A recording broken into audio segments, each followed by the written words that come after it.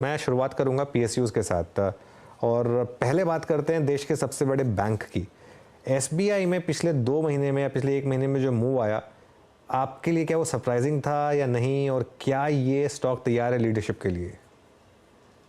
Good afternoon अनुज, और आपके show पर इनवाइट करने के लिए बहुत बहुत धन्यवाद। देखिए, SBI is really a cheap stock. Price to earnings, price to book अगर आप देखेंगे तो काफ़ी सस्ता स्टॉक है। और banking share generally weak trend रही है पिछले कुछ महीनों के लिए। इसकी वजह से we have seen a correction in SBI as well. लेकिन शायद थोड़ी अपॉर्चुनिस्टिक बाइंग, नीचे के लेवल में बाइंग दिख रही है एसबीआई में। एंड ऑफ कोर्स जैसे जैसे बैंकिंग में सेंटिमेंट सुधरेगा, I think SBI also should do well.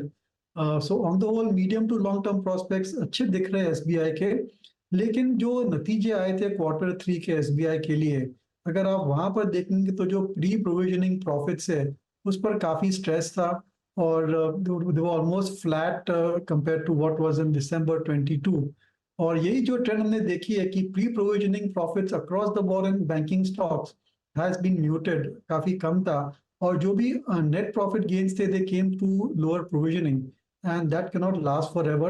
So from that point of view, I think शायद एक और क्वार्टर, एक या दो क्वार्टर और स्ट्रेस आ सकता है एसबीआई के नंबर्स पर। But as I said, medium to long term it is looking good. और ये आई थिंक सभी बैंकिंग स्टॉक्स के लिए इज द राइट असेसमेंट, क्योंकि एचडीएफसी बैंक है, ICICI, Indus and all the banks have underperformed. और अगर इनमें बाइंग आती है तो definitely the stocks can do well.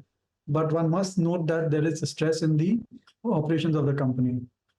Okay, by the way एक बार फेडरल बैंक जरा वापस रिविजिट करते हैं। फेडरल बैंक में शानदार मूव्स आ रहे हैं। स्टॉक लेकर आइए स्क्रीन पर, अब 4.25% ऊपर।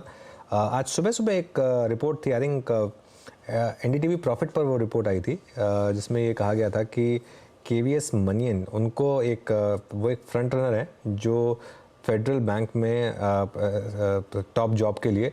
ध्यान रखिएगा, केवीएस मनियन को पहले माना जा रहा था कि शायद कोटक बैंक में भी एक फ्रंट रनर थे, लेकिन ऑब्वियसली आरबीआई ने शायद उन किसी और नाम पर एग्री किया इसके लिए। तो अब क्या वो कोटक छोड़कर फेडरल बैंक में जाएंगे? यही एक ओवरहैंग था फेडरल बैंक में, क्योंकि नंबर्स तो अच्छे थे और उसके बाद ये जिस तरीके से मूव आया इसमें। दीपन, आप ट्रैक कर रहे हैं क्या फेडरल बैंक को, और कोई व्यू है आपका इस स्टॉक पर? आई थिंक जनरली हमारा व्यू फेडरल बैंक पर पॉजिटिव है। लेकिन ये जो अनसर्टेनिटी आ गई है अराउंड द सीएमडी, अगर आरबीआई उनकी एक्सटेंशन अप्रूव नहीं करती है तो that certainly causes some amount of uncertainty. हमने देखा भी है एचडीएफसी बैंक में और अन्य बैंक्स में कि ये जो फेज रहता है कि where there is a highly performing, good performing chairman, managing director और सीईओ, और उसकी रिप्लेसमेंट हो जाती है for some reason because of RBI's directive, तो उसका कुछ नेगेटिव इफेक्ट आ सकता है वर्किंग पर। But by and large I think ये एक बहुत ही बढ़िया स्टॉक है, वैल्यूएशन वाइज अट्रैक्टिव है।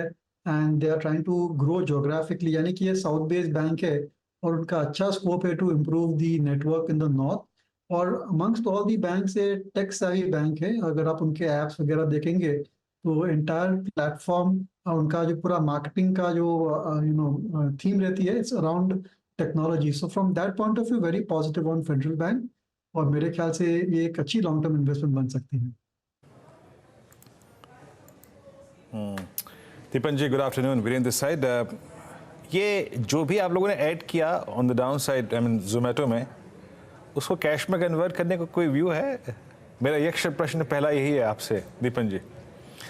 देखिए, Zomato is only doubled from my cost price, और अगर उसकी पोटेंशियल सही है तो इट कैन गो अप हाँ, 10 times from my cost price. So I mean, आप ये सोचिए कि अगर मैं ये स्टॉक 2030 तक इन्वेस्ट करके रखूंगा, 2030 में भी you will be ordering food from outside to Zomato, और एक या दो प्लेयर ही रहेंगे पूरे एरिया में या पूरे जो इंडस्ट्री में जो ये ऑफर कर सकते हैं। And the volume will be significantly higher. And company की जो बिजनेस मॉडल है उसमें ऑपरेटिंग लेवरेजेस बहुत ही बढ़िया है। मैंने as and when they grow the network, lot of the top line growth will flow to the bottom line. और जो ब्लिंकेट है, that is really the wild card. अगर ब्लिंकेट सक्सेस हो जाता है तो आई थिंक ये स्टॉक प्राइस इजीली डबल हो सकता है। राइट नाउ ब्लिंकेट आप जानते हैं लॉस मेकिंग है, और पूरा पूरा potential is not been able to see clearly. But if that is also successful तो फिर ये एक become a two horse engine, यानी कि जो फूड डिलीवरी भी चलेगी becoming profitable, and this quick commerce also can be very value accretive. अच्छा ठीक है, जोमेटो पे आपका व्यू मैं समझ गया, और आपने कितने एक्सपोनेंशियल के टारगेट रखे हुए हैं यहाँ पे मैंने वो भी समझ गया सर, आपने टाइम ही बता दिया एग्जैक्टली। कोई पीएसयू आपने इस बीच ऐड करी है specially with in I think OMCs में या फिर रेलवेज में, कोई ओएमसी सॉरी ये पीएसयू ऐड करी है दीपन जी आपने लास्ट 10-20 दिन में? अनफॉर्चुनेटली पूरा पीएसयू का रैली हम मिस कर चुके हैं और मैं रीजन एनालाइज कर रहा था कि why have we miss the PSU rally. उसकी वजह यह है कि जो हमारी इन्वेस्टमेंट थीसिस रहती है, it is to invest into good quality stocks at reasonable valuations. और पीएसयू स्टॉक्स जिस हिसाब से मैनेज हो रहे थे, जिस हिसाब से उनकी चैलेंजेस रहती है in terms of human resources और बार बार गवर्नमेंट इंटरफेरेंस आता है, इसकी वजह से they have not been great value creators over the past 20-30 years that they have been listed. लेकिन इस टाइम क्या फर्क हुआ है कि फर्स्ट ऑफ ऑल पूरी इकोनॉमी इंप्रूव हो चुकी है, गवर्नमेंट स्पेंडिंग बढ़ चुका है, जिसकी वजह से they are getting very good order book position. और इस मार्केट में एटलीस्ट 6 months अगो भी मार्केट महंगा लगता था, investors looking for cheap stocks and PSUs का ये क्राइटेरिया में बैठ गए, जिसकी वजह से भी saw lot money coming to PSU. Also PSU की शेयर होल्डिंग पैटर्न बहुत ही नैरो रहती है in terms of floating stock, hardly 10-15-20% is floating stock, which is again if it is bought by large institutions then there is hardly any floating stock. तो ये तीन combination की वजह से we have seen a spike in PSU companies. लेकिन आज की तारीख में I think they are very expensive in terms of their historical price to earnings multiple and also in terms of what their growth prospects are. तो मेरी राय में अगर आप मेरे सिचुएशन में कि आपने पीएसयू खरीदा नहीं है, आप अंडरवेट है, तो better to wait and watch. Correction आएगा, जरूर आता है, और sometimes they go out of favour also. That is the time to buy these PSU companies. देखिए आपको हमेशा अपॉर्चुनिटी मिलेगी, जैसे pharma was going through a bad phase and if you bought at that time, then this is one of the best performing industries just now. So same holds true for PSUs as well. इसमें आप OMCs को भी जोड़ेंगे, क्योंकि कई लोग कह रहे हैं कि OMCs में शायद मूव के बाद भी अभी उतनी एक्सपेंसिव नहीं है शायद। You're right. I think OMCs are still quite cheap, but उनकी growth rates आती नहीं है. End of the day, the volume growth is 2-3%. If there is oil prices spike up, then certainly they could be under pressure. And then elections also around the corner, there could be pressure to reduce the petrol and diesel prices as well. So it's not that simple game, कि सस्ता है इसलिए खरीद लेना चाहिए. That doesn't really work. 10 साल पहले भी ये स्टॉक सस्ते थे, 5 साल पहले, 5 महीने पहले भी सस्ते थे, और 3 months from now also they'll be cheap. So just because the stock is cheap, I don't like to buy. कुछ अगर अलग हुआ है, कुछ change हुआ है, definitely one could look at it. But yes, I agree. There's a trading rally in PSU, in oil PSU companies. It has got more strength and more legs. It can certainly go up from these levels. But मैं हमेशा 3-4-5 साल की आगे सोचता हूँ, and I like to put my money where I can see good visibility for 3 years. और वो visibility मेरे को I don't see that in oil PSUs. बिल्कुल। अच्छा, कुछ देर पहले बात हो रही थी पॉलीकैब की, एक स्टॉक जिसने बहुत पैसा बना के दिया, लेकिन फिर कुछ रेगुलेटरी कंसर्न्स आए और एक बड़ी करेक्शन आई। क्या लीप ऑफ फेथ लेने का टाइम है यहाँ पर? नहीं, बिल्कुल नहीं। I think numbers also were disappointing, valuation भी इतना सस्ता है नहीं। एंड ऑफ द डे ये एक B2B टाइप ऑफ कंपनी है, और जो उनकी जो FMEG जो सेक्टर डिवीजन थी, that has not really picked up as well as they should. और अगर आप देखेंगे कि बहुत सारी केबल कंपनीज के नतीजे इतने अच्छे नहीं आए, लेकिन there are 2 companies which stand out in this particular industry.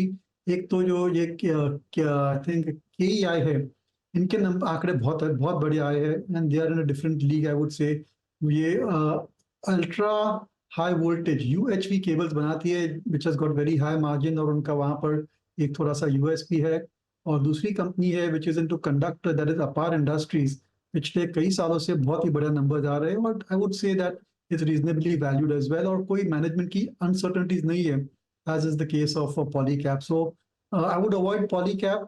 Generally be underweight in cable industry, लेकिन अगर आप cables या conductor में खरीदना चाहते हैं, then certainly I think Apar Industries and KEI are much better choices.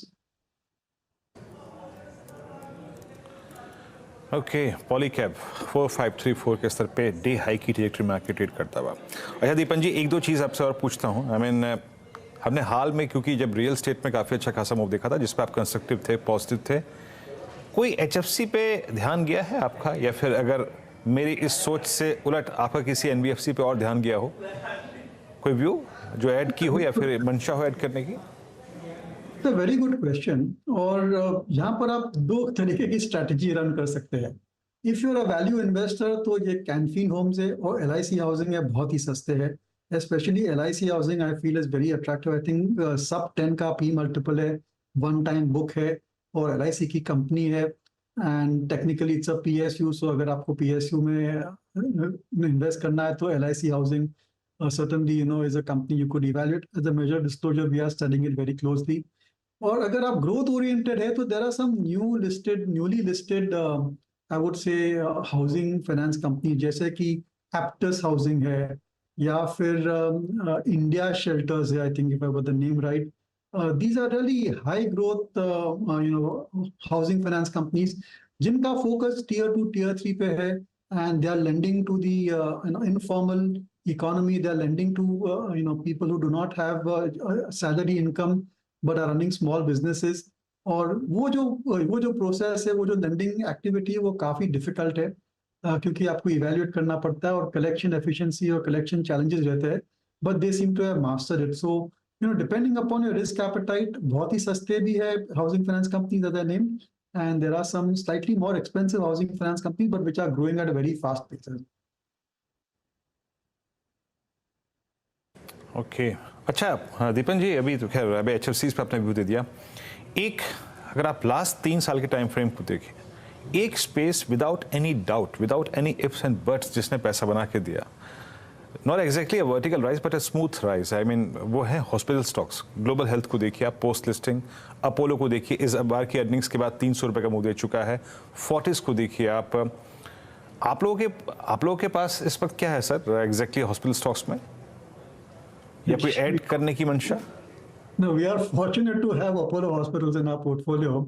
और जब भी मैं उनका अपोलो हॉस्पिटल का प्राइस में देखता हूँ तो मेरे को थोड़ा डर लग जाता है और then I control my self, मैं बेचता नहीं हूँ क्योंकि बहुत ही एक्सपेंसिव स्टॉक है, but still keeps on going up, so sometimes I don't question.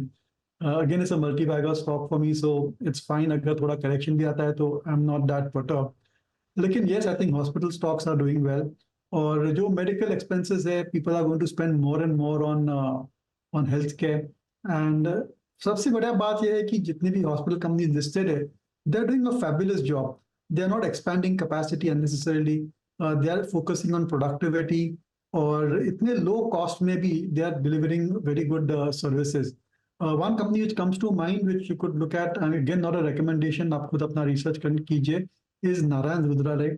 Very impressed with the company. उनकी बिजनेस मॉडल जो है वो काफ़ी एसेट लाइट बिजनेस मॉडल है and it is run by an entrepreneur who himself is a doctor, and from that point of view उनकी understanding ये industry की बहुत ही बढ़िया है। So and valuation wise it is cheaper than some of the other hospital companies. So that from that point of view, that is one of our I would say leading picks in the hospital industry. But no doubt, I think Fortis होगा या Max Health, I think all of them look good. एक नई listing है Krishna institute of medical sciences, वो भी बहुत बढ़िया company है। थोड़े नतीजे इस क्वार्टर में थोड़े वीक आए थे, they are doing a big acquisition also, but बहुत ही अग्रेसिव कंपनी है and that also has got good prospects. Okay Deepan, बहुत बहुत शुक्रिया आज हमारे साथ जुड़ने के लिए और हमसे बात करने के लिए। ओके चलिए, अब एक काम करते हैं, अब चलते हैं यतिन के पास क्योंकि हम कल की तैयारी करेंगे, तो पहले डीलिंग रूम